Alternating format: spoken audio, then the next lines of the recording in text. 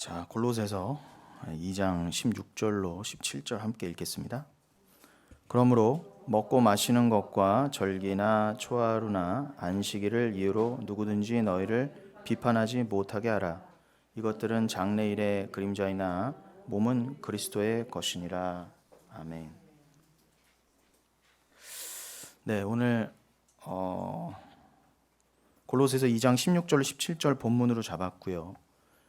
설교 제목은 이제 종교 개혁 기념이라고 했습니다. 좀 딱딱하죠, 제목이. 좀 괜찮은 제목이 없을까? 제가 보통은 항상 그 성경 본문에서 뽑아서 웬만하면 성경 본문을 살려서 제목을 잡는데, 오늘은 그냥 종교 개혁 기념이라고 좀 다른 제목을 생각하다가 좀 건조하지만 그냥 단촐하게 이렇게 잡아봤습니다. 잘 아시는 것처럼 내일은 여러분 할로윈이 아니라 종교 개혁 기념일이죠. 그래서 이제 그 10월 30일에 가까이 해서 개신교회는 이제 종교 개혁 기념주일이라 섬깁니다. 그래서 제가 전에도 한번 말씀드린 것처럼 여러 절기에 대해서 제가 막 그것을 문자적으로 지키거나 반드시 우리 교회는 이런 절기를 지켜야 됩니다, 그런 건 없대. 이 종교개혁 기념일만큼은 우리 교회의 정체성과 또 단순히 우리 영혼교회 정체성을 넘어 우리가 개혁주의 노선을 걷고 있는 그러니까 개신교, 진짜 우리가 기독교인이라고 한다면 이 종교개혁에 대해서 절대 놓치면 안 되기 때문에 오늘 더더욱 좀 이 본문을 가지고 또 제목을 잡아보았습니다. 여러분 잘 아시는 것처럼 1517년이죠. 10월 31일에 병호가 요 고기도 오시면 되겠네요. 네.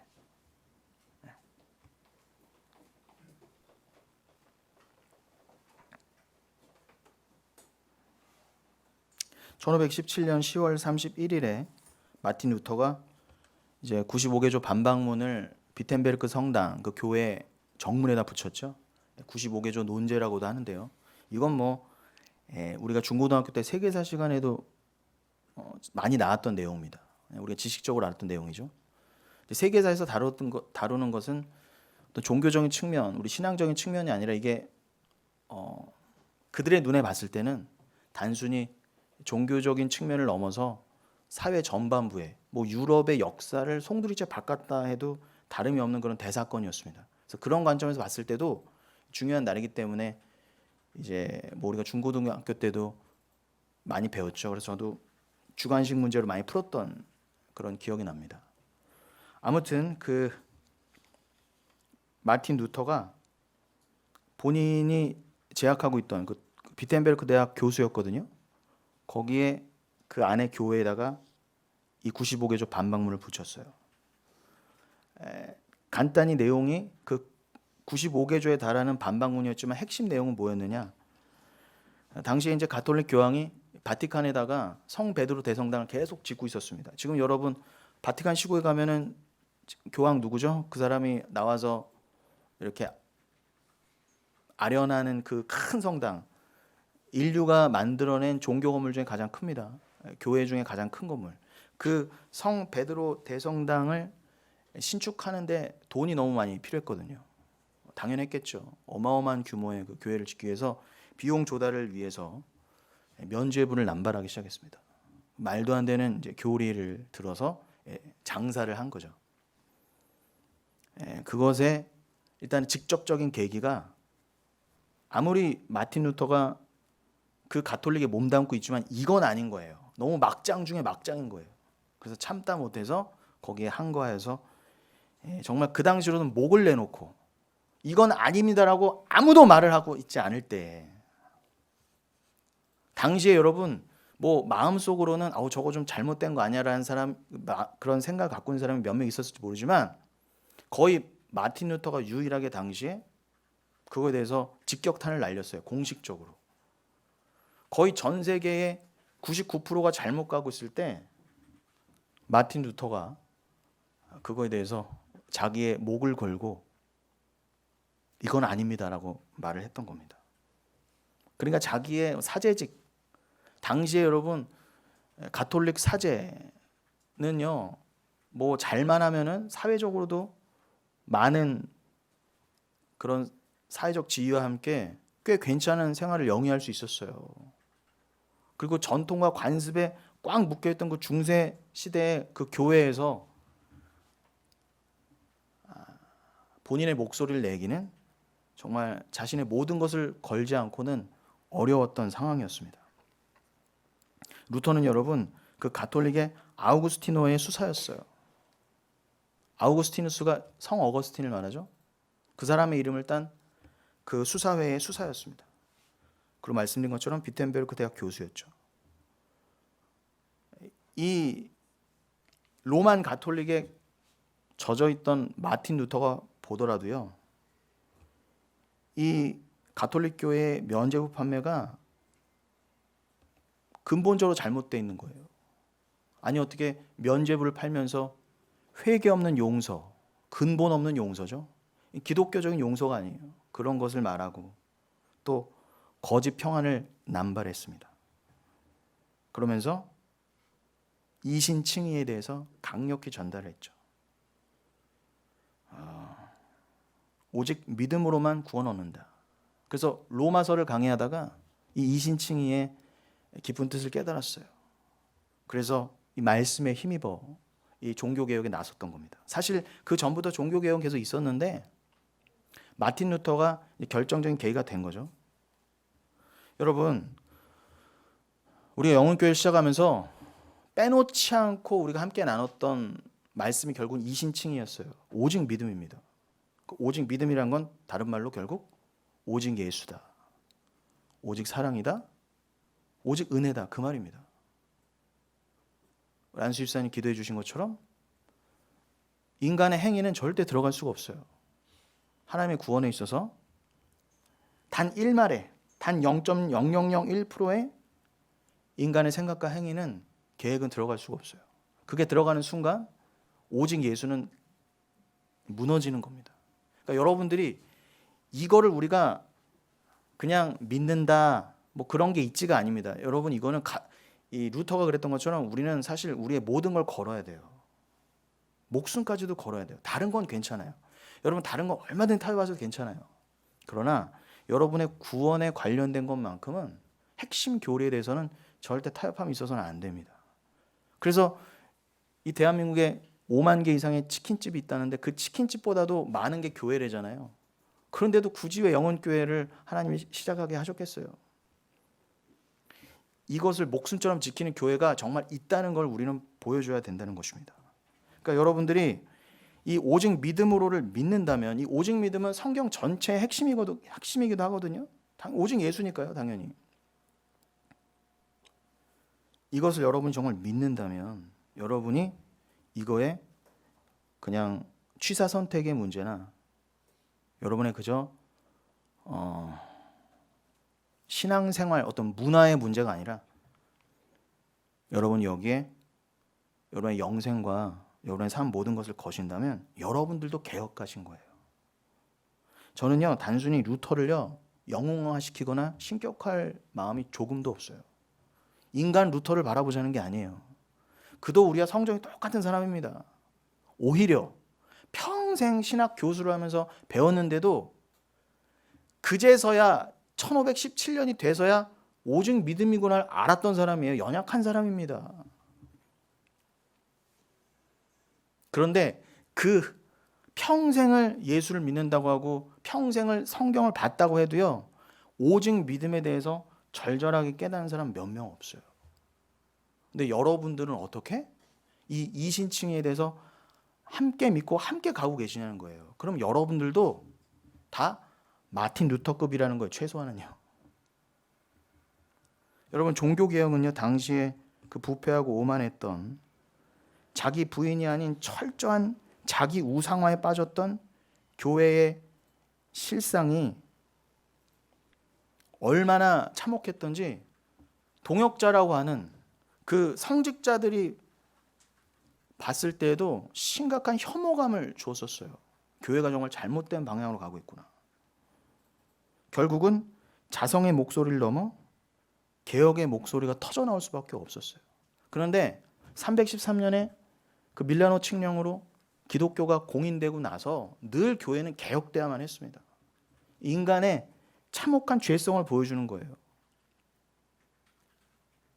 교회가 결국은 타락한 것은, 그 고난의 길을 가지 않고 타락했던 것은, 그렇게 뭐 국교가 되고 돈이 들어오고 땅이 생기면서 교회는 그때부터 망가져 갔거든요. 그때부터 교회는 자기 부인과 고난을 얘기하지 않았어요. 그러니 여러분, 아무리 좋은 생각으로 모이고, 뭐 초대교회 때도 마찬가지죠. 오직 예수로 모인다 해도 늘 인간은 부패되고 늘 개혁돼야 되는 대상이 되었다는 겁니다. 인간이 모인 교회는요. 그러니까 이 땅의 교회는 완벽한 교회가 있을 수 없어요. 우리 영혼교회도 마찬가지예요. 그래서 우리는 늘 깨어 있어서 우리 교회도 늘 개혁돼야 되는 대상이구나를 잊으시면 안 돼요. 제가 이것을 놓는 순간 여러분들 저를 엄하게 질책하셔야 되고요. 저는요, 두 눈 부릅뜨고 이 교회에 잘못된 교리가 들어오나 잘못된 방향으로 교회가 가고 있진 않은가 제가 계속 지켜볼 겁니다. 그런데도 부족할 거예요. 왜요? 이 땅의 교회는 완벽한 교회가 없고 우리는 그냥 천상의 완벽한 그 새하늘과 새 땅이라는 진짜 교회를 소망하면서 그냥 그 교회를 꿈꾸면서 배우기 위한 용도로서 이 땅의 교회를 여러분들이 함께 이루어 가면서 이것 자체에, 눈에 보이는 이 땅의 교회 자체에 목적을 두시지 아니하고 그냥 그 연약함을 깨달으시면서 하늘의 진짜 교회를, 영원한 진짜 교회를, 주님이 이끌어 가시는 그 흠없는 교회를 계속 소망하시면 된다는 거예요. 그러나 그렇다 손 치더라도 우리는 이 땅에서 어떻게 몸부림치면서 우리는 개혁돼야 될 대상이구나. 나는 하나님 나라 가는 그 순간까지 오호라 나는 공고한 사람이기 때문에 나는 늘 개혁의 대상이 돼야 된다는구나 라는 마음을 갖고 살아야 되기 때문에 오늘도 종교개혁 기념이라고 제가 일부러 건조하고 별로 듣고 싶지 않은 그런 내용의 제목과 설교를 전하고 있는 것입니다. 여러분, 그 종교개혁 기념일 이 10월 30일이요. 이날이 이제 말씀드린 것처럼 마틴 루터에 의해서 본격적인 개혁의 출발점이 되었는데, 사실은 늘 주지시켜 드리고 있는 것처럼 이날은 전날보다 나을 게 없어요. 자, 영생의 개념은 이미 시공간을 뛰어넘는 것이죠. 영생에서는 이날이 따로 없고 저날이 구분이 없습니다. 1년 365일이 없죠. 그냥 영원이에요. 근데 이 땅에서는 분명 하나님께서 시간과 어떤 공간에 갇혀있는 이 땅에서는 시간의 흐름을 만들어 놓으셨죠. 그래서 이날과 저날의 구분이 생기기 시작했어요. 그러나 하나님의 관점에서는 사실 오늘이라고 해서 더 특별한 날이거나 저날이라고 해서 더 뭐 거룩한 날이거나 하나님 입장에서는 그런 날이 있지 않다는 것입니다. 그래서 로마서 14장에서도 5절인가요? 이 날이 저날보다 낫진 않지만 아직은 제가 말씀드린 영원의 개념에 있어서 아직은 그 믿음이 영원의 개념으로 볼 수 없는 자들에게는 이 날이 꼭 저날보다 나은 것 같고 일요일이 더 거룩한 날이지, 월요일보단 일요일이 더 중요한 날이지, 이렇게 여길 수 있다는 거예요. 어떤 사람에게 있어서는. 그러나 그렇게 여기는 사람이 있다 할지라도 그 사람이 아직은 연약한 믿음 가운데 있구나 해서 존중해 주면서 그 사람이 점점 더 자유함으로 나아갈 수 있도록 서로 그렇게 인정해 주라가 로마서 14장 5절 이하의 말씀이기도 하거든요. 근데 원칙적으로는 하나님 입장에서는 우리가 주일만 중요하고 이날만 종교개혁 기념일만 중요하고 이런 건 없어요. 그래서 오늘 본문인 골로새서 2장 16절 17절도 분명히 나와 있지 않습니까? 띄워봐 주시겠습니까? 그러므로 먹고 마시는 것과 절기나 초하루나 안식일을 이유로 누구든지 너희를 비판하지 못하게 하라. 분명히 못 박았어요, 사도 바울이. 먹고 마시는 것, 음식법이죠. 율법입니다. 절기, 초하루는 옛날 성경에 월사로 돼 있죠. 하여튼 절기든 월삭이든 안식일은 다 때에 관련된 율법들이에요. 그런데 그 구약의 것들을 이유로 누구든지 너희를 절대로 비판하지 못하게 하라. 폄하하지 못하게 하라. 옛날 성경에는. 무슨 말입니까? 그 구약의 음식법이나 절기들은 다 예수를 알게 하시기 위한 그 그림자와 모형이었는데, 이미 본체 되시는 예수가 오시고 나서 십자가 선 이후에 이미 본체이신 예수가 와서 그 구약의 모든 것들을 이루셨는데도 불구하고 이것들을 근거로 해서 당신 왜, 심지어 교회 안에서조차 월삭 안 지켜요, 이거 안 지켜요, 왜 저거 먹어요, 왜 이거 안 먹습니까? 이런 식으로 여러분들을 함부로 그것을 근거로 믿음이 있다 없다, 당신 왜 이렇게 살아, 기독교는 이렇게 살면 안 되지라고 여러분들에게 절대로 조금도 그것을 들어 여러분들을 판단하지 못하게 하라는 겁니다. 여러분, 그런 사람이 있으면 여러분들이 단호해야 이 말씀을 들어 배격하세요. 제가 초대에 말씀드린 것처럼 제가 경계하는 것은 늘 교회는 율법주의 행위주의가 들어오게 돼 있어요. 누룩이요. 들어오면은 우리 영혼교회도 늘 경계하고 있어요. 분명 들어올 거예요. 이미 들어와 있을 수도 있고요. 겉으로는 드러나지 않지만. 근데 마음속으로는 실컷 판단하고 있거든요. 근데 그거에 대해서 저는 여러분들이 말씀을 들어 담대히 그러한 율법주의 행위주의를 배격할 수 있도록 저는 계속 도와드릴 거예요. 계속 그것을 정화시켜 갈 겁니다. 17절, 이것들은 장래일의 그림자이나 몸은 그리스도의 것이니라. 이것들 16절에 이른 그 구약의 것들은 다 뭐의 그림자라고 그래요? 장래일의 그림자래요. 구약의 입장에서 봤을 땐 장래일이 뭐예요? 당연히 십자가죠. 그러니까 구약은요, 여러분, 그 모든 율법이나 구약의 말씀들은 장래일, 즉 십자가의 그 사건을 가리키는 하나의 그림자이자 모형이었다는 거예요. 그래서 제가 그런 그림자나 모형이나 표현을 자주 쓰는 겁니다. 구약은 한마디로 모형, 그림자, 어떤 몽학 선생, 진짜를 가리키는 이전의 것, 그렇게 표현할 수 있어요. 그럼 여러분, 그림자에 대비돼서 대조돼서 진짜가 뭐예요? 몸이라고 할 수 있죠. 몸. 이건 실체. 실체는 다른 말로 진리라고도 할 수 있습니다. 진리의 본뜻이 뭐라고요? 구약이 가리키는 바, 구약의 그 그림자와 모형이 가리키는 바 진짜. 본체. 그것을 진리라고 해. 알레테이야. 그러니 그 진리는, 실체는, 몸은 누구라고요? 그리스도라는 거예요. 그러니까 율법의 주인도 예수님이시고 율법의 역할은 뭐예요? 그리스도를 그냥 가리키는 겁니다. 그리스도가 완성입니다. 그리스도가 본체입니다. 그건 로마서 10장 4절의 말씀이기도 해요.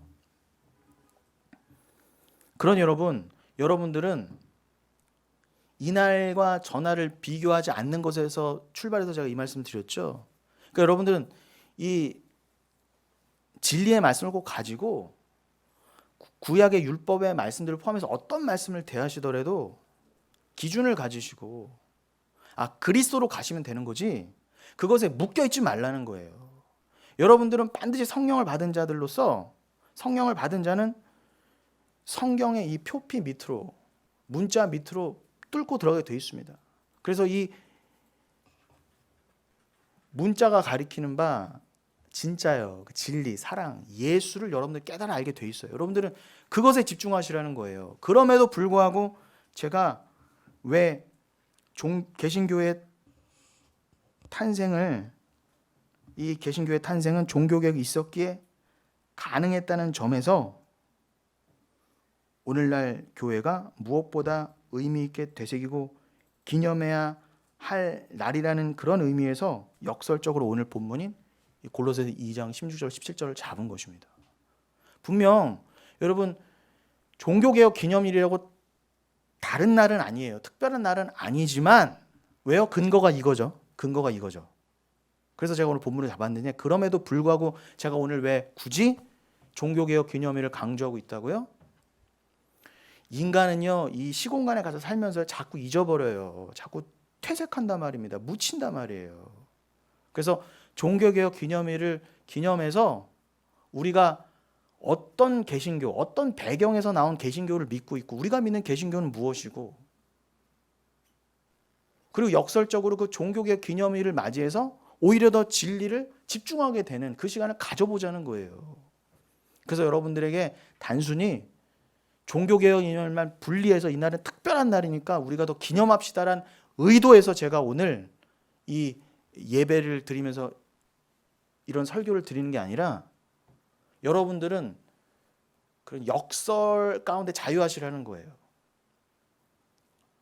종교개혁 기념일 10월 30일이라 특별한 날은 아니지만 그러나 하나님이 그날을 루터를 통해서 또 기념하게 하신 이유가 있겠지 하시면서 여러분들은 점점 더 오직 은혜로 오직 예수로 가시면 된다는 것입니다. 그게 사실 오늘 설교의 핵심이고 결론이에요. 결론 다 말했네. 여러분, 개혁주 입장에서 이 종교개혁의 가치는 놓칠 수 없어요. 맥이 닿아 있어요. 다른 말을 하지 않습니다. 그런데 어떻게 오늘 곽신한 수집사님 기도하실 때 그 종교개혁의 핵심 가치적 강령이라고 할 수 있는 그 5가지 솔라라고도 하죠. 그걸 어떻게 딱 말씀해 주셨어요. 오늘 종교개혁 기념일이라는 걸 또 미리 아시고 기도문에 그걸 쓰셨나 봐요. 감동이었습니다. 그런데 그 5가지가 도출되기 위해서 우리가 그냥 그 열매를 받아먹고 있지만 얼마나 많은 우리 신앙의 선진들의 고난과 아픔이 있었겠어요. 오직 예수, 오직 믿음, 오직 은혜, 그죠? 오직 성경, 오직 하나님께 영광. 이것을 지켜내기 위해서 목숨을 다 걸었다는 거예요. 그러니 우리 교회도 여러분, 개혁주의 노선에 있는 우리 교회는 이 종교개혁의 전통을 따라가지 않을 수 없어요. 여러분들 그걸 잊으시면 안 돼요. 그리고 거슬러서 가서는 우리는 어거스틴 계열입니다. 아우구스티누스. 인간의 전적 타락. 이건 제가 이제 좀 이따가 또 다른 5가지 강령을 들어 칼빈주의 5가지 강령을 들어 말씀을 또 드리긴 할 거예요.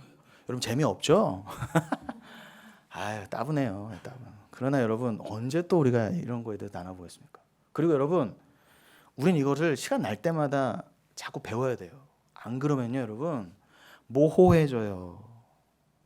어차피 지금 동시간대에 통일교나 신천지나 동일한 성경 보고 있습니다. 그럼 여러분들은 정확한 성경에 입각한 교리를 모르시면은 그들과 우리는 아무런 차이가 없는 것입니다. 저는 오늘 아침에 깜짝 놀랐어요. 지인을 통해서 무슨 속보 같은 걸 받았어요. 몰랐거든요. 교회 오느라 바쁜 밤새 좀 큰 사건이 있었나 봐요. 저도 듣고 나서도 믿겨지지가 않았는데 그 1, 20대 우리 아이들이 이태원에서 이제 할로윈이라고 밤새 그죠? 뭐 언뜻 며칠 전 뉴스로는 이제 코로나 이후로 이게 풀려서 오랜만에 굉장히 많은 인원이 모일 것이다라는 그런 기사를 봤지만 뭐 그러겠지 했는데 오늘 아침에 받은 속보는 거기에 몰려있던 애들이 그냥 이렇게 너무 발 디딜 틈 없이 몰려 있었대요. 그러면서 압사 사고가 나서 한 150명 정도가 제가 아까 듣기로는 거의 150명 정도가 좀 운명을 달리했다 그렇게 얘기를 들었습니다. 여러분 그거는 이제 안타까운 사건이니까요. 그냥 그거는 그렇고 제가 할로윈을 언급하는 진짜 이유는 우리가 기독교인이라고 하면은 할로윈 하면은 어머 할로윈 막 이러고 막 그냥 좀 무턱대고 할로윈을 막 배격하고 터부시하고 그러잖아요. 그렇다고 제가 할로윈을 찬성하거나 할로윈을 뭐 우리가 같이 즐기자는 얘기가 절대 아닙니다. 그런데 우리가 그저 할로윈을 대할 때 그런 율법적인 모습으로 분명히 뭐 그죠? 우리도 다 그러한 세상 가운데 있다가 구원받은 사람들에는 불구하고 그저 우리는 교회를 다닌다, 그냥 난 신앙인이다라는 기독교인이라는 이유로 어머 저 더러운 것, 더러운 날, 어머 저 귀신 들린 날, 우리는 거룩하고 저기는 부정해, 단순히 이런 식의 이분법적인 사고를 해서는 안 된다는 거예요. 우리는 그러한 날들을 보면서 그저 우리가 스스로 자기 의의를 챙겨갖고 우리는 특별해, 우리는 달러, 우리는 할로윈 같은 안 섬겨로 나가지 마시고, 다만 여러분들만큼은 그날이, 할로윈의 그날이 종교개혁 기념일이라는 것 정도는 여러분들은 기억하시면서 그 정확한 뜻과 그 하나님의 의도를, 예수로 드러난 하나님의 의도를 놓치시면 안 된다는 것입니다.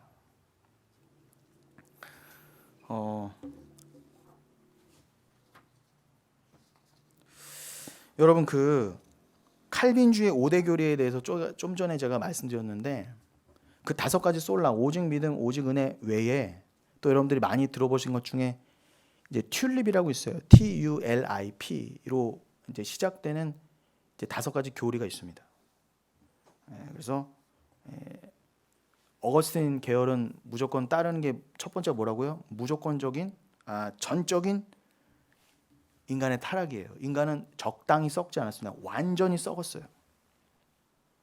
완전히 타락했다는 것입니다. 여러분, 인간이 부분적으로 타락했다면 굳이 예수님 오실 필요가 없어요. 아직 우리에게는 소망과, 스스로의 소망과 가능성이 남아 있거든요.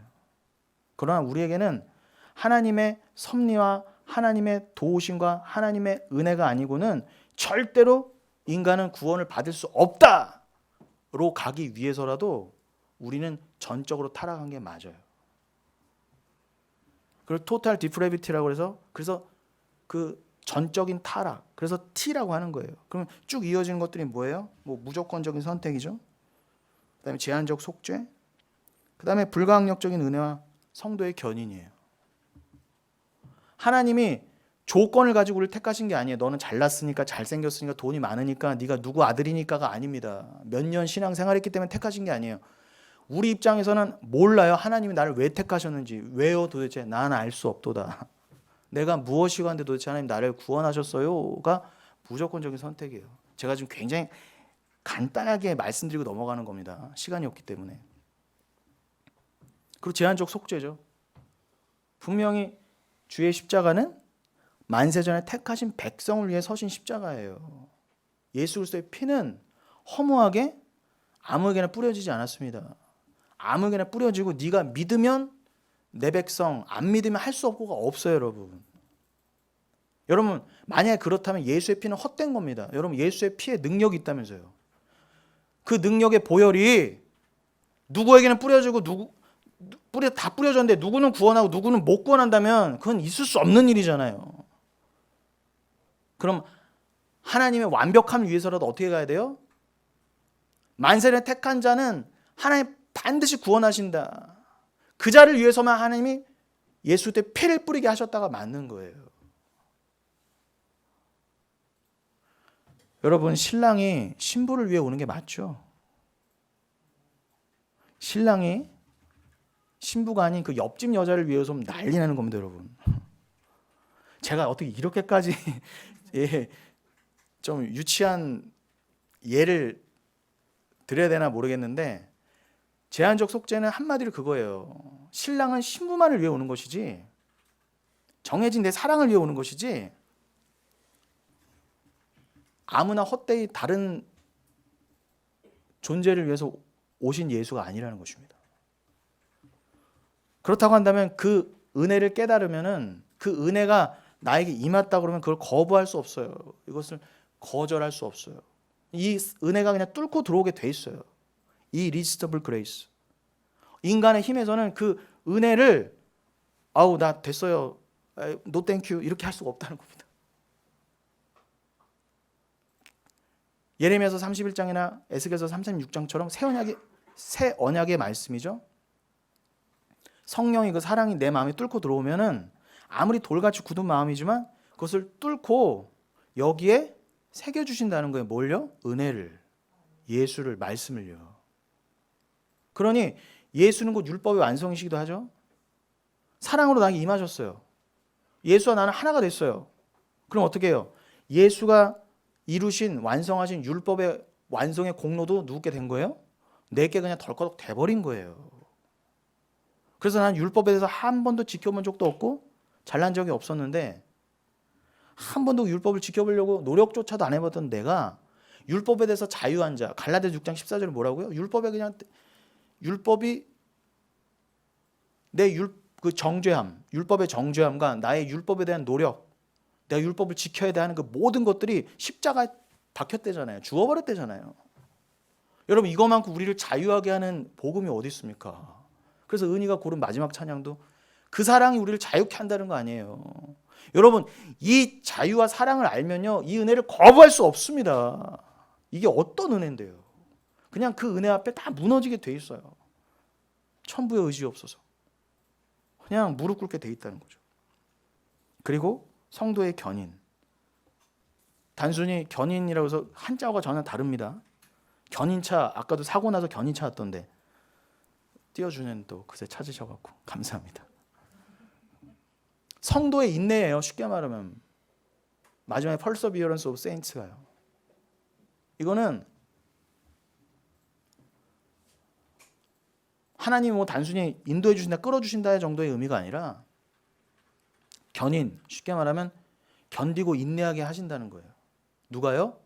하나님이, 예수 그리스도가, 성령께서 한번 택하신 백성은 반드시 구원을 잃어버리지 않도록, 우리의 열심이 아니라 우리는 스스로 우리를 포기하고 싶고 오호라 나는 공관조라 날마다 그냥 죽어버리고 싶은 나라도 하나님이 날 끌고 가신다는 거예요. 그러면 결국 누구만 드러나요?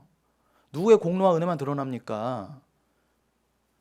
하나님의 영광만 드러나잖아요. 그래서 성도의 견인이라는 거예요. 그러니까 이 교리에는 다 드러난 게 뭐예요? 인간 측에서의 노력은 아무것도 없어요. 자, 그래서 이 5가지 앞에 TULIP를 뽑아서 튤립이라고 하는 것입니다. 그럼 이 내용들은요, 후대 교회들에게 아주 지대한 영향을 끼쳤습니다. 근데 여러분, 이 문구들을 그저 외우고 그 뜻이 무엇인지를 파악하는 것만으로도 참 장한 얘기를 한데요. 그러나 이 5대 교리의 탄생 배경과 의미를 모르면서 그냥 달달달 이 5가지를 외우는 것은 아무런 의미가 없습니다. 여러분, 이 5가지 강령이요, 1619년에 도르트 총회에서 이게 결의가 됐거든요. 도르트 총회는 네덜란드에서 개최된 어떤 종교 회의였는데, 여기서 이 5가지 핵심 교리가 공식적으로 개신교회의 교리다 그래서 정해진 거예요. 근데 그 배경에요, 이게 그냥 심심할 때, 그냥 평안할 때 이 교리가 나온 게 아니라 아주 참혹한 종교적 대립과 신앙인들의 어떤 목숨을 건 종교개혁의 가치를 들고 목숨 걸고 지켜야지 하는 그 신앙 가운데, 믿음 가운데 나온 것들이에요. 그러니까 여러분들은 무슨 은혜가 있어서, 여러분들은 저도 마찬가지로 그거에 대해서 한 번도 고민해 본 적도 없고 그들처럼 정말 온전한 교리가 무엇일까 고민하면서 싸워본 적도 없는데, 여러분들은 어떻게? 그들이 척하고 내놓은 하나님의 은혜로 나오게 된 이 교리를 그냥 덥석 받게 되셨냐는 거예요. 여러분, 이것만 깨닫고 받으시기만 해도 정말 여러분들이 부족함이 없습니다. 루터가 1546년에 죽고, 그다음에 칼빈이 1564년에 죽고 난 다음에 이 도르트 신조가 1600년대 초반에 나오게 됐어요. 이 신조는요, 여러분, 단순히 칼빈주의의 기초가 되는 신조만이 아니라 모든 개신교회들, 제대로 된 정통 개신교회라고 한다면 이 교리를 받아들이지 않을 수가 없어요. 이 5가지 교리를 한마디로 하면 뭐겠어요? 하나님의 절대적 주권이에요. 하나님의 절대적 주권. 상대적 주권이 아닙니다. 절대적인 주권이에요. 그 말은 뭐예요? 하나님이 우리를 어떻게 이끌고 가시더라도 하나님의 그 뜻 안에 앞에서는 우리의 생각이 뭐 다양하고 내 판단과 나의 불평과 불만이 있다 할지라도 뭐예요? 하나님은 절대 오르십니다. 하나님은 반드시 합력해서 선을 이루시는 분입니다로 가는 거예요. 쉽게 한마디로 말하면요. 그런데 이 사상의 그 하나님의 전적인 절대적인 주권 사상에 정면으로 반대했던 대표적인 게 누구예요, 여러분? 그 알미니안주의를 만들어낸 알미니우스 같은 자예요. 그도 네덜란드 사람이거든요. 그러니까 여러분, 당시에 이 개신교 국가였던 네덜란드에서요, 이 신조가 나오기 직전에 알미니우스 같은 사람들에 의해서 자유주의 막 이런 것들이 막 범람하고 있을 때 하나님의 절대적 주권 사상에 반대하는 그런 움직임이 나왔을 때 네덜란드가 휘청휘청했어요. 그 국가 전체가 국론이 분열됐어요.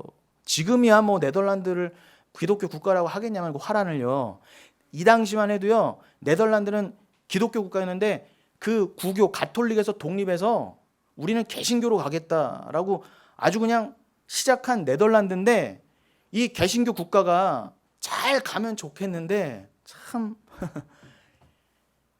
이 교리 때문에 나라가 갈라지게 생기는 거예요. 나라가 망하게 생기는 거예요. 그래서 여러분, 이 네덜란드의 그 신앙의 지식인들이 이러한 급박한 상황에서 이런 알미니우스주의 같은 잘못된 자유주의론 같은 그런 하나님의 절대적 주권에 반하는 그런 것들에 대해서 교회와 나라를 지키고자 급박한 상황에서 만들어낸 교리예요. 그래서 도르트 총회로 모이고 거기서 도르트 신조를 만들어내고 이 도르트 신조의 여러 가지 것들이 나왔는데 그것을 잘 추각해 보니까 이 5가지가 나왔다는 것입니다. 그러니 여러분, 그냥 기계적으로 이 교리가 그렇다를 아실 게 아니라 제가 간단히 말씀드렸지만 예수 그리스도의 그 은혜는 무엇인가를 저 교리에 대입해서 여러분이 깨달으시고 정말 그게 믿어지면은 그것만큼 여러분 풍성하고 기쁠 수가 없어요.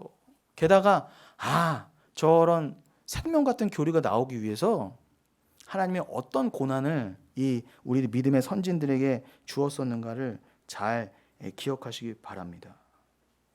그래서 원래는 이 알미니우스 교수의 추종자들이 제시한 게 하나님의 절대 주권에 대한 반박이 있었어요. 그걸 5가지였거든요. 잘 들어보세요. 이 하나님의 절대 주권 사상에 반대했던 자들이 대항했던 거짓 교리가 이런 거였어요. 그것도 5가지였거든요. 1번, 부분적 타락. 인간이 하나님을 믿지 못할 만큼 타락한 것은 아니며 자신의 자유의지로 하나님을 믿기로 선택할 수 있다 이래요. 그래서 감리교의 유명한 팔로워가 몇만 명 되는 목사도 아직까지 저런 얘기를 해요. 부분적 타락. 결국은 그거예요. 여러분의 이성과 자유로 하나님을 선택해서 하나님을 기쁘시게 해드리세요. 말은 그럴듯해요. 그러나 정면으로 하나님의 그 절대적 주권 사상에 반하는 사단의 교리입니다. 그런데 그들의 조상이 그 알미니우스 같은 자들이 이런 말을 했어요. 부분적인 타락. 인간이 하나님을 믿지 못할 만큼 이렇게 다 썩은 게 아니라 인간에게도 자유의지가 있고 인간이 맘만 먹으면 하나님을 택할 수도 있고 나 이제 예수를 믿어봐야 되겠다. 인간이 스스로 하나님을 찾아갈 수 있다는 거예요. 그게 이신론과 다를 게 뭐가 있습니까? 심각한 겁니다, 여러분. 오직 기독교만이 계시의 종교고 기독교만이 뭐예요, 여러분? 진짜는 뭐예요? 하나님이 우리에게 그리스도를 주시지 않았다면 절대로 우리는 하나님의 사랑을 알 수가 없었다. 로마서 5장 8절처럼요. 우리가 아직 죄인 되었을 때 하나님을 찾지도 않고 하나님의 사랑도 전혀 몰랐던 완벽한 타락 가운데서 하나님이 예수 그리스도를 보내셔서 그의 사랑을 보이시지 않았다면 우린 절대로 하나님을 알지도 못하고 구원이 뭐예요? 그랬던 자였던 걸 인정이 안 되는 거예요. 잘난 인간들이요. 자기 부인이 안 된 인간들이. 그러니까 인간의 가능성을 추구하다 보니까 어떻게 해요? 인간이 그래도 어느 정도 가능성은 좀 있지.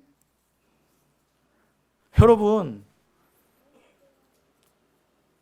만약에 에베소서 1장에 보면은 하나님께서 만세전에 창세전에 이미 예수 그리스도와 언약을 하셨다고 그러잖아요. 내 사랑하는 백성을 위해서 예수, 네가 성자가 가서 피를 뿌려라. 그러면 내가 그들을 내 백성으로 하겠다. 근데 그 만세전 언약 가운데 이들의 논리가 뭐냐면은 하나님도 실수한 거예요. 야, 설마 이 인간들이 다 선악과를 따먹을 줄 몰랐네. 급하게 예수를 보냈는데 그 피를 믿는 자는 내가 구원할게. 그렇게 한다면 여러분, 만약에 이 자유주의 입장에서는 그래? 그럼 인간이 설마 이 수백억의 인구 중에 한두 명이라도 예수를 스스로 안 믿겠어?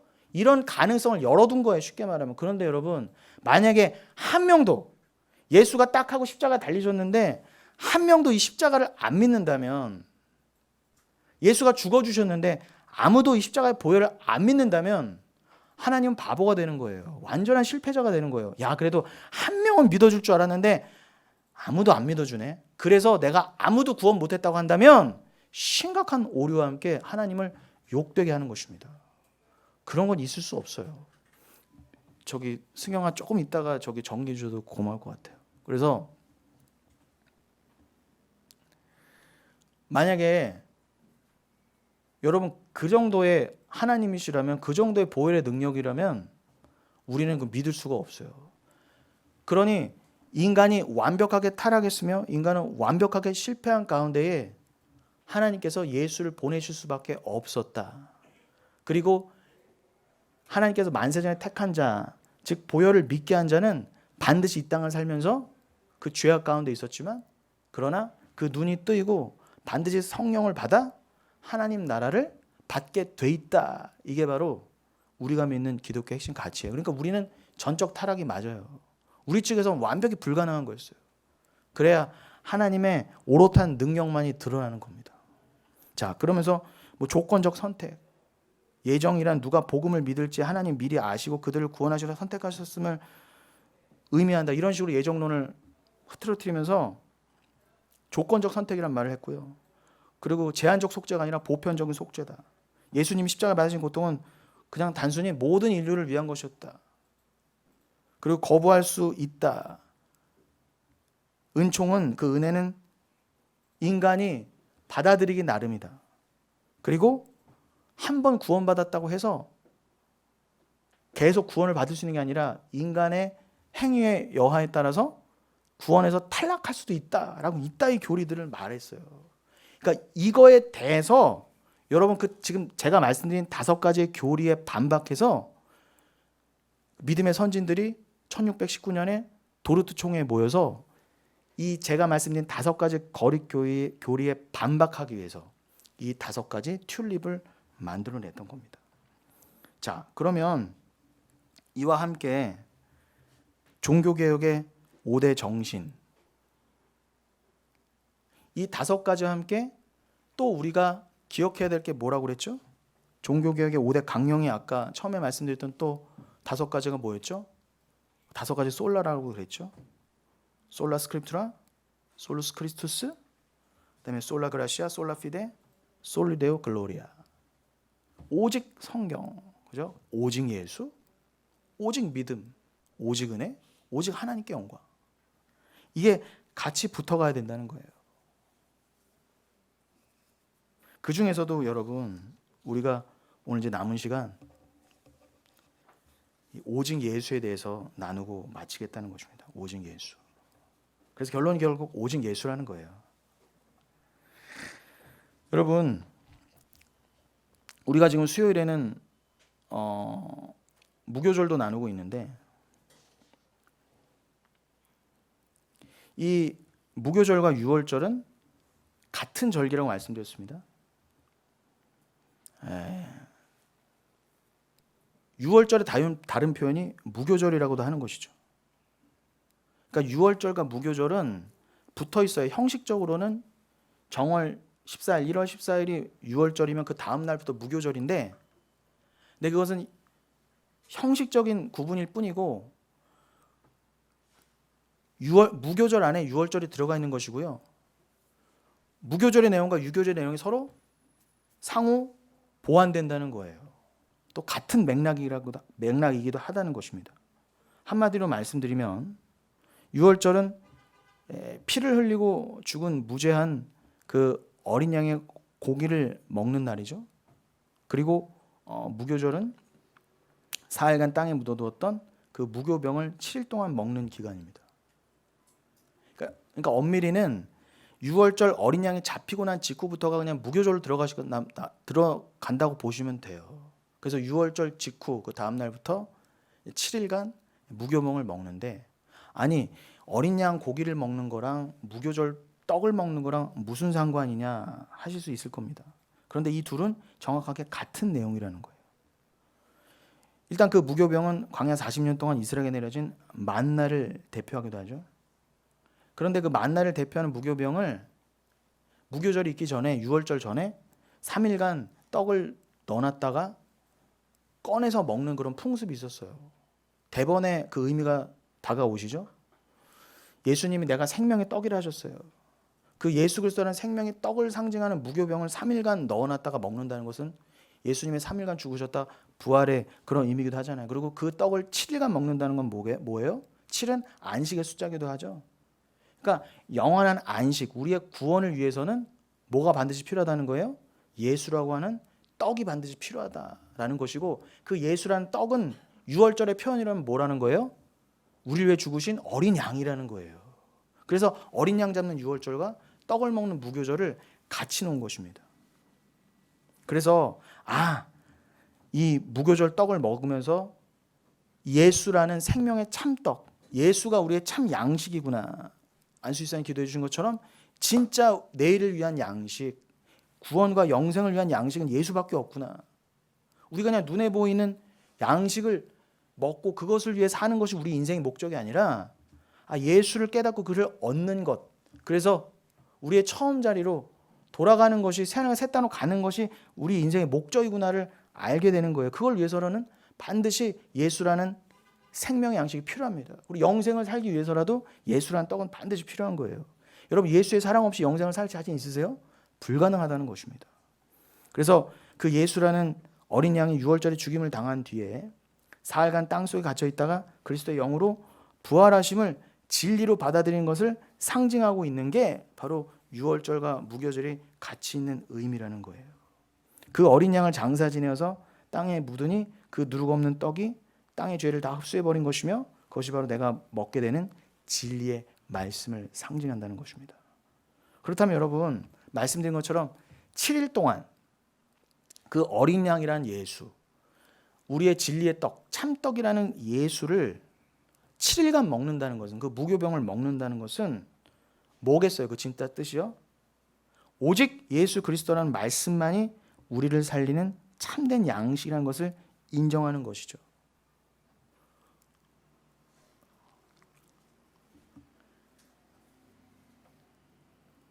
그것 자체가, 그죠?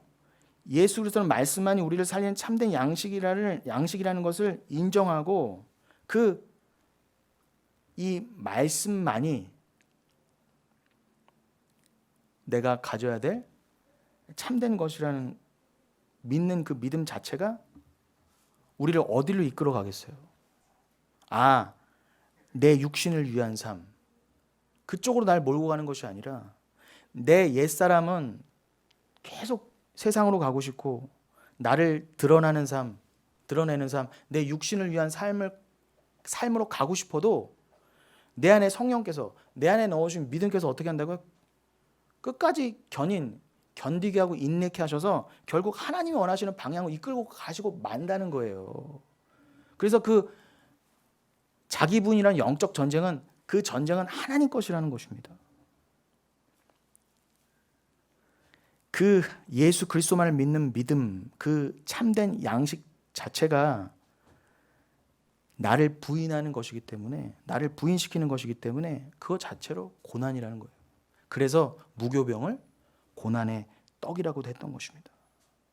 여러분, 그래서 제가 솔루스 크리스투스, 오직 예수를 강조하기 위해서 지금 유월절과 무교절을 다시 한번 들어서 설명해 드린 거예요. 여러분들은 반드시 그 예수를 취해야만이 영생이신데, 그 떡은 처음에는 우리에게 고난의 떡으로 다가온다는 것입니다. 그러면서 여러분, 결국 오직 예수는 뭐겠어요? 결국 오직 예수는 한마디로 섞지 말라는 겁니다. 섞지 말라는 거예요. 온전하신 하나님의 은혜, 거기에 인간의 행위가 들어가면 안 되는 것처럼 지금 그 알미니우스 같은 사람들이 실컷 어떻게 한 거예요? 온전한 하나님의 은혜에 잘못된 인본주의를 잔뜩 섞어놨잖아요. 그래서 제가 그걸 배격하면서 오직 예수를 지금 강조하고 있는 거거든요. 그럼 여러분, 지난주 우리가 지지난주도 그렇고요. 본문이 뭐였어요? 섞지 말라라는 본문으로 해서 지난주와 지지난주 본문이 뭐였죠? 출애굽기 23장 18절로 19절이었습니다. 띄워봐 주시겠습니까? 예, 너는 내 제물의 피를 유교병과 함께 드리지 말며 내 절기의 제물의 기름을 아침까지 남겨두지 말지니라. 분명히 나왔었죠? 이것의 의미가 뭐였다고요? 너의 제물의 피, 이것은 구약의 제물의 피는 히브리에서 나온 것처럼 뭐 이건 덮어놓고 뭐예요? 제물의 피는 예수 그리스도 참된 제물이신 어린 양 예수의 피를 상징하잖아요. 보혈을. 그 피를, 보혈을 유교병과 함께 드리지 말라고 했어요. 유교병은 무교병의 반대죠. 유교병은 누룩이 들어간 겁니다. 그럼 유교병에 누룩이 들어갔다는 건 여러분, 누룩은 죄의 상징이라고 그랬잖아요. 인간의 행위의 상징이라고 그랬잖아요. 그래서 여러분, 유월절 다음에 무교절에는 누룩을 뺀 무교병만 먹었었는데, 그러니 여러분, 유교병 자체가 나쁜 건 아니에요. 빵에 떡에 이스트를 넣어야, 누룩을 넣어야, 효모를 넣어야 맛있잖아요. 지금 맛의 문제가 아니라 영적인 의미를 아시라는 거예요. 원래 우리는 평소에 유교병 드셔도 돼요. 그게 훨씬 맛있어요. 근데 왜 하필 무교절에는 일부러라도 누룩을 뺀 무교병을 먹으라고 했냐는 거예요. 그 의미가 뭐라고요? 이 맛대가리um 떡을 왜 먹으라는 거 도대체? 고난의 떡인 걸 상징함과 동시에 누룩이 들어가지 않은, 인간의 행위와 죄가 전혀 들어가지 않은 온전한 은혜, 온전한 오직 예수 그리스도를 상징하는 게 무교병이기 때문에 그걸 먹으라고 했던 거예요. 근데 지금은 여러분, 먹고 안 먹고의 문제가 아니라 아까 골로새서 2장 16절처럼 뭐라고요? 그 먹고 안 먹고로 너희를 더 이상 폄훼하지 말게 하라. 왜 도대체 무교절이 다가왔는데 왜 교회에서 무교병 안 드세요? 이런 말 하지 말라는 거예요. 그러지는 않더라도 저 말씀의 의미는 반드시 갖고 있어야 된다는 거예요. 그게 뭐예요? 그 의미가, 의도가, 복음이 뭐예요? 제물의 피를 누룩이 섞인 떡과 섞지 말라는 건 뭐예요? 자, 제물의 피, 보혈, 떡은 예수 그리스도의 몸이며 말씀이라고 그랬죠? 그러니 누룩이 들어간 것과 그 보혈을 함부로 섞지 말아라. 그 뭐겠어요? 복음을 함부로 인간의 입장에서 재단해서 인간의 구미에 맞게 인간이 원하는 설교로, 인간이 원하는 복음으로 짬뽕에서 만들어내지 말라는 거예요. 그거 전하면 죽는다는 거, 저주받는다는 거예요. 그래서 제가 지금 이렇게 강조해 드리는 거예요, 여러분. 진이야, 평소보다 재미가 없어 지금.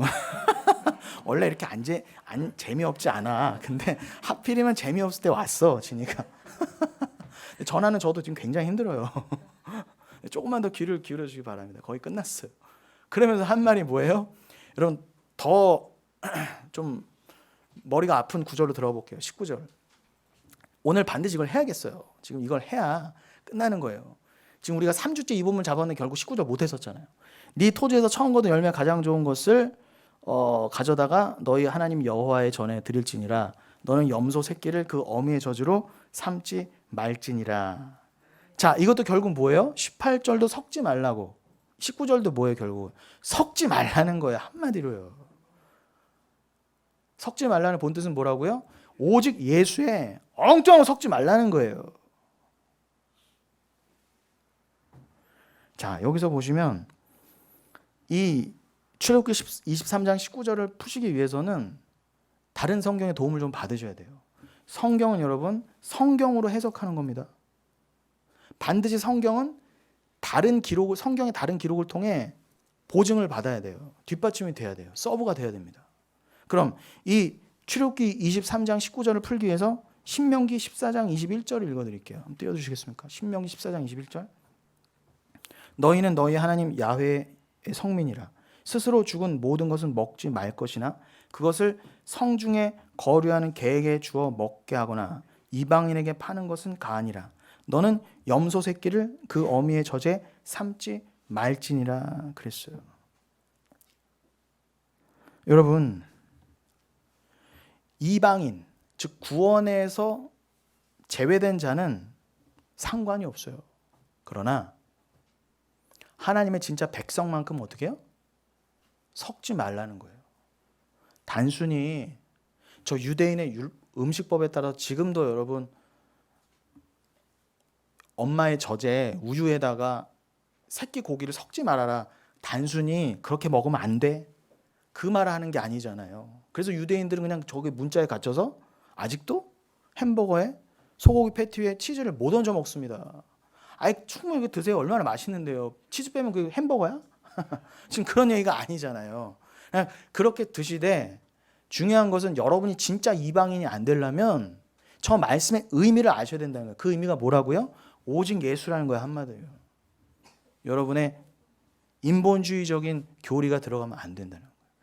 오직 은혜, 오직 하나님의 열심에 의해서만 우리가 구원함을 얻을 수 있다. 이거에 조금이라도 율법적인 행위, 인간의 노력을 말한다면 그것은 우리가 아주 그냥 어떻게 해요? 사도 바울은 빌립보서 3장에서 그러한 거짓 교사들을 개라고 여기서 행악자.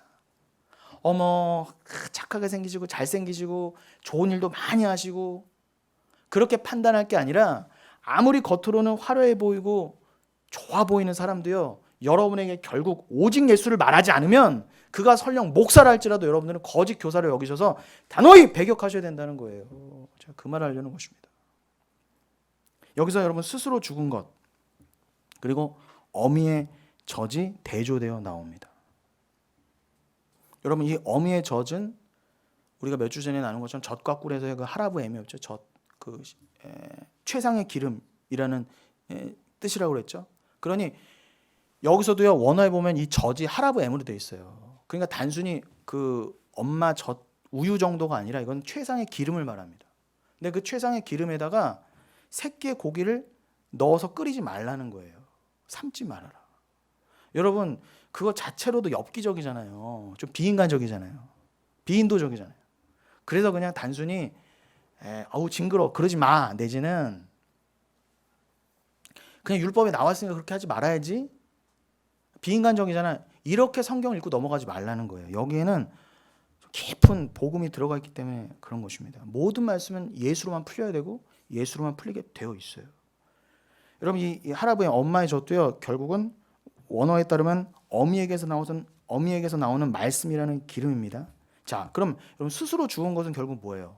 스스로 죽음의 자신을 내주신 게 누굽니까? 예수 그리스도죠. 그러니까 스스로 죽은 것은 예수를 상징해요. 이 세상에 육을 입고 오신 이 역사 속의 예수님은 우리가 문자적으로 내지는 물리적으로 그냥 먹어서 양식으로 삼을 수 있는 분이 아닙니다. 마찬가지로 여러분 예수를 그저 역사적이나 지식적으로 취한들 그것이 내 생명이 될 수는 없어요.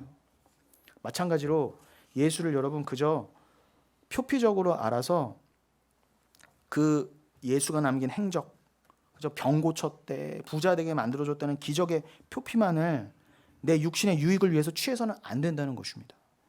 보혈을 미신적으로 섬기고 그를 영웅시하여 어줍지 않게 위인하여서 인간이 따라가고 닮아야 하는 인물 정도로 예수를 여기면 안 된다는 거예요. 거기서 민중신학, 해방신학, 뭐 여성신학, 공산주의까지 다 그런 생각 발상에서 다 나왔죠. 뭐 박애주의, 윤리, 도덕적 성화론까지도 마찬가지입니다. 여러분 우리는 절대로 예수를 본받아 닮을 수 없는 존재입니다. 그건 예수를 믿는 게 아니에요. 우리가 누군데 예수를 어떻게 닮아갑니까? 그럴 수 없기 때문에 예수가 오신 거예요. 그냥 내가 행한 일을 은혜로 덥석 받으라는 거예요. 내가 십자가에서 이룬 일을 그냥 믿으라는 거지 나 예수를 따라서 그렇게 나처럼 살아라가 아니었던 것입니다. 여러분 우리가 그렇게 예수를 헛되이 알아서는 그 껍데기로는 절대 구원을 얻지 못합니다. 그 예수는 반드시 그리스도의 영, 즉 말씀이라는 성령의 기름으로 그 최상의 기름으로 하라브 M으로 우리에게 들어오셔야만 우리의 양식이 되는 거예요. 그럼 저 어미의 젖이라고 하는 하라브 M은요 성령이라고도 하실 수 있어요. 우리가 풀 수 있습니다.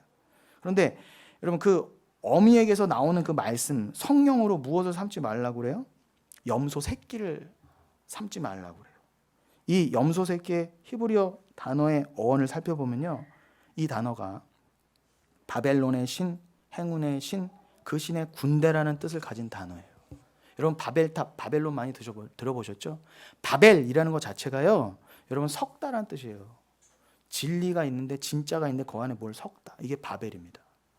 그리고 인본주의가 잔뜩 섞여서 세워진 게 뭐예요? 그게 바벨탑이고, 그래서 베드로서도 그렇고 계시록에서도 세상 나라, 인본주의가 가득 섞인 하나님 나라와 정반대되는 그 나라를 통칭하여서 바벨론이라고도 한 거예요. 그런데 그 역사적으로도 그 바벨론이 섰었잖아요. 그런 바벨론들이 대표적으로 섬겼던 이방 신, 그 이방 신을 섬기는 제의, 그 제사 중에 염소 새끼가 많이 쓰였고요. 그래서 이 염소 새끼의 어원을 잘 파고 들어가 보니까 바벨론의 신, 뭐 그런 뜻을 가진 단어라는 것입니다. 그러니까 한마디로 뭐예요? 어미의 즉 말씀으로 인간 자아의 이 땅에서의 양식인 풍요와 행운이라는 신을 만들어내지 말라는 거예요. 오직 말씀인데, 이것은 오직 예수인데, 여기다가 인간이 원하는 그런 말씀, 그 염소 새끼를 왜 바쳤겠어요? 이방 신들에게 잘 먹고 잘 살게 된 이 땅에서의 부귀 영화를 위해서 염소 새끼를 실컷 갖다 바쳤을 거 아닙니까? 염소 새끼를 어미의 저제요. 그 당시에 이방인들이 저런 식으로 제사를 많이 드렸단 말이에요. 이방 신에게요. 엽기적이기도 하지만 내용이 뭐예요? 나의 이 땅에서 유익과 만족을 위해서라면은 어떤 것이든 행하겠다는 거예요. 어떻게 해서든 이방신을 구워 삼든 내가 이런 식의 비인간적인 율법 제사 의식을 해서라도 내가 얻어낼 건 얻어내겠다는 거예요. 그러나 하나님은 뭐라는 거예요?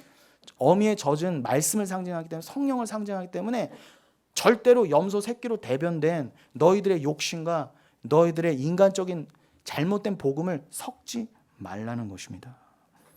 그러니 여러분, 그래서 구약에서는 3번이나 반복되는 거예요. 염소 새끼를 그 어미의 젖에 삼지 말라. 그러니 죄인들이 반드시 빠지게 될 그 맹목적인 만몬 숭배에 대한 경고인과 동시에 그러한 죄인들에게 쏟아부어질 하나님의 심판에 대한 경고의 말씀이기도 한 것입니다. 여러분, 말씀을 마치겠습니다.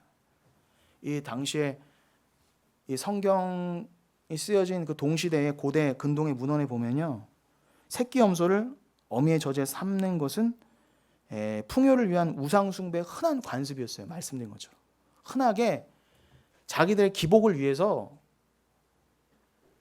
드렸던 예배 행태 중에 이런 게 많았던 거예요. 오늘날은 이렇게는 안 하더라도 우리가 다 어떻게 해요? 예수 믿는다고 하면서 결국은 내 자아의 확장과 내 유익과 만족을 위해서 잘못된 예배를 드리며, 또 내 유익과 만족을 빌어준다고 하면은 뭐 장소나 뭐 어떤 교회 그런 불문하고 가서 그냥 거기서 복 받겠다고 하는 게 우리의 모습이잖아요. 그러지 말라는 거예요. 그러지 말라. 죄인들은 이 땅에서의 풍요를 얻기 위해서라면, 내 유익을 위해서라면 이 땅의 것들을 억압하고 악의적으로 이용하여 최소한의 윤리도 포기하는 그런 존재임을 보여주는 관습인과 동시에 그러한 행위는 겉모습만 다를 뿐 비단 고대 사회에서만 있었던 현상이 아니라 오늘날에는 더욱 악독하게 최소한의 윤리와 인도주의적 예의 따위는 다 이제 버려버리고 이거보다 더한 것도 하잖아요. 우리가 겉으로는 난 예수 믿고 거룩한 척하지만 마음에 드글드글 욕심에 따라서 결국 예수를 실컷 잘못 믿는 것 자체가 여러분 엄마의 젖에 새끼 고기를 삶지 않았을 뿐이지 그 사람이 진짜 이러한 행위를 하고 있는 자라는 거예요. 여러분께서 완벽하게 타락한 자, 선악과마저도 범한 자임을 잊지 마시고, 그 선악과를 범하고 나서는 자기 자신의 욕망으로 모든 가치 기준과 세계관을 정해놓고는 내가 만든 세상의 왕이 돼버렸어요. 모든 인간이 다 스스로 하나님 신이 돼버렸어요. 그래서 성경에서는 의인은 없나니 하나도 없다고 한 것입니다. 하나님의 통치만을 받아야 될 인간이 오히려 하나님을 반역하여 스스로 하나님의 주권을 찬탄하고 하나님의 자리를 뺏었습니다. 그러니 여러분, 우리의 지금까지의 모든 삶과 인간의 역사는 다 탐욕스러운 저런 모습, 어미의 저제, 염소 새끼를 섞어서 삶았던 그런 탐욕스러운 욕망의 배설물일 뿐인 겁니다. 그 배설물만 우리가 다벨탑처럼 실컷 쌓았던 거예요. 여러분들이 바로 그러했던 자임을, 죄인이었음을 잊지 마시고 완벽히 타락한 이 나를 위해서 예수 그리스도가 반드시 오실 수밖에 없었으며, 하나님이 그렇게 작정하지 않으셨다면, 예수를 보내기로 만세전에 언약하지 않으셨다면 우리에게는 스스로 단 한 명도 스스로 길을 내어서 하나님께 돌아갈 수 있는 자는, 스스로 구원을 이룰 수 있는 자는 아무도 없었다는 걸 잊지 마시고 늘 하나님의 그 오직 은혜 앞에 무릎을 나아가셔서 결국에는 견디고 인내함을 받아 하나님 앞에 온전히 그 구원의 완성을 이루게 되시는 저 여러분 되시기를 예수님의 이름으로 축원드리겠습니다. 아멘. 오늘 그래서 우리 은희자매가 골라주신 찬양 중에 십자가를 참으신이라는 찬양이 있어요. 이 어노인팅 거였나요? 마커스 거였나요? 참 귀한 찬양입니다. 선창해 주세요.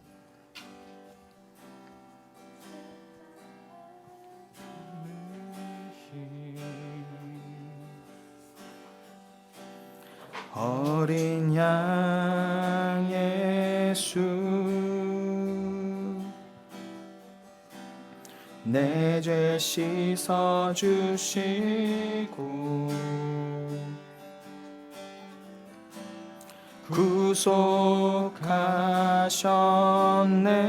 구속하셨네. 어둠을 물리치신 세상의 빛 예수, 영광의 빛 비추사 자유케 하시네. 예수 하나님의,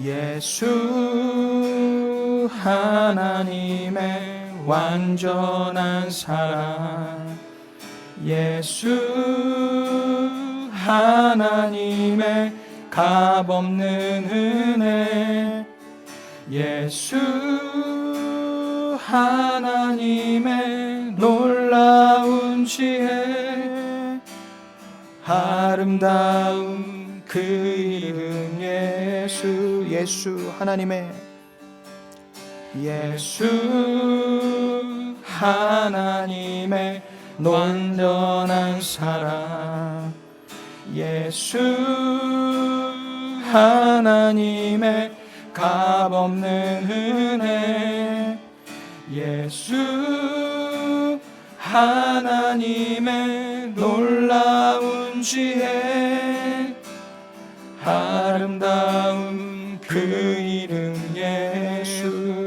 오늘 말씀을 기억하시면서 우리 주의 사랑스러운 이름 한번 부르시고 간절히 기도합니다. 주여, 사랑과 은혜의 주님, 우리로 하여금 오늘 우리 믿음의 선진들의 길을 따라 오직 예수를 상고하게 하시니 감사합니다. 오직 믿음으로만, 오직 예수로만, 오직 그 은혜로만 우리는 하나님을 기쁘시게 할 수 있습니다. 하나님 앞에 갈 수 있는 유일한 길은 오직 예수밖에 없다고 하신 그 말씀이 믿어지게 하시니 감사합니다. 오직 예수 그리스도만이 하나님의 완전한 사랑의 표현이셨습니다. 예수 외에는 하나님의 그 사랑을 표현할 그 어떤 것도 없습니다. 오직 예수님만이 하나님의 사랑을 오롯이 담아내신 유일하신 주님이십니다. 주님, 오직 예수님만이 하나님의 우리를 향한 무한하신 사랑, 그 값없이 베풀어 주신 은혜를 상징하시는 유일하신 주님이십니다. 그러므로 예수는 그리스도이십니다. 그리스도 대신 예수를 우리는 믿고 사랑하게 되었습니다. 우리 스스로 함이 아니요 오직 주가 우리를 향한 사랑으로 주가 우리를 사랑하심이, 먼저 사랑하심이 사랑이라 하셨습니다. 그 사랑으로 우리가 주를 깨달아 알며 사랑할 수 있게 되었습니다. 주님이 우리에게 대한 무한하신 사랑으로 성령을 주심으로 우리가 예수를 그리스도로 깨달아 알게 되었습니다. 감사합니다. 감사합니다. 오직 예수만이 하나님의 놀라우신 구원의 지혜가 되십니다. 예수 그리스도만이 하나님의 유일한 이 땅을 향한 계시와 구원을 향한 방편이신 줄로 믿습니다. 주님, 아름다운 그 이름, 아름다우신 그 이름 예수 그리스도, 그리스도 되신 예수 홀로 영광 받아 주옵소서. 하나님이신 예수여, 그리스도 되신 예수여, 나의 메시아 되신, 나의 모든 것 되신, 나의 주인 되신 예수여, 하나님이시여, 야훼시여, 모든 영광과 찬양과 존귀받아 주시옵소서. 사랑간의 주님, 오늘 우리가 여러 가지 부족한 시간과 연약한 상황 가운데에서 다시 한번 말씀에 집중해 보았습니다. 주님, 우리가 영원한 새하늘과 새 땅에서 주의 말씀을 온전히 나누며 주와 온전히 하나됨을 갈망하기에 부족한 상황 가운데서도 이 전하는 자의 부족한 입술로 전해진 이 예배 가운데에서도 주님을 그저 한 시간 사모해 보았습니다. 더욱 바라보았습니다. 주님, 썩어져가는 세상 가운데 우리의 마음을 돌리시고 우리의 눈을 그렇게 조금이라도 십자가에 고정시키시기 위한 하나님의 그 끈질긴 사랑과 우리를 향하신 열심에 감탄하며 모든 찬송과 영광을 올려드립니다. 주님, 예수 그리스도만이 하나님의 완전한 사랑임을 믿습니다. 주가 우리를 먼저 사랑함이 진짜 사랑이라 하셨는데 우리를 먼저 사랑하신 그 사랑을 증거하시기 위해 그 진짜 사랑은 우리를 구원할 수 있는 것이 사랑인데 그 사랑을 증거하시기 위해 예수를 우리에게 주셨습니다. 주님, 그 예수만이 하나님의 무한하신, 우리에게 값을 요하시지 않는 그런 진정한 은혜의 증거임을 또한 믿습니다. 주님, 그 예수 그리스도만이 하나님이 이 땅에 허락하신 유일한 구원의 길이요 방편이요 또 구원을 얻기 위한 유일한 지혜가 됨을 믿습니다. 주님, 우리가 어찌 썩어져가는 세상 가운데 함께 다 멸망당할 수밖에 없었거늘 이 짧은 인생 시간 가운데에 주의 성령으로 말미암아, 주의 언약으로 말미암아 우리에게 도신 성령으로 그 예수를 그리스도로 깨달아 알게 되고 그리스도만이 우리의 구원을 위한 유일한 지혜됨을 알게 하시니 감사합니다. 주님, 이 모든 것이 진정한 감사임을 깨달아 알게 하시고자 우리에게 또한 종교개혁 기념주의를 허락하시고 다시 한번 주의 그 귀한 보혈과 같은 교리를 생각하게 하신 줄로 믿습니다. 주님, 우리가 영혼교회로 모였사오니 이 말씀과 또한 성령으로 인쳐주신 그 교리를 목숨처럼 여기게 하여 주시옵시고 이 귀한 말씀으로만 오직 예수로만 서로 보듬고 함께 지어져가는 끝까지 주님이 구원의 완성을 이루신 그날까지 함께 주의 전으로 지어져가는 우리 영혼교회 모든 권속들 되게 하여 주옵소서. 이 은혜를 담아 주님, 우리의 믿음을 담아 예수를 담아 예물 드립니다. 주님께서 우리의 손길을 주장하여 주시옵시고 우리들의 삶이 끝까지 오직 예수만을 담아내는 삶, 세상으로 가지 않고 오직 나를 부인하며 예수만 채워가겠다는, 예수만이 나의 생명이라는 고백으로 나아갈 수 있는 그 증거가 되는 예물 되게 하여 주시옵소서. 감사드렸고 예수님 이름으로 기도드립니다. 아멘.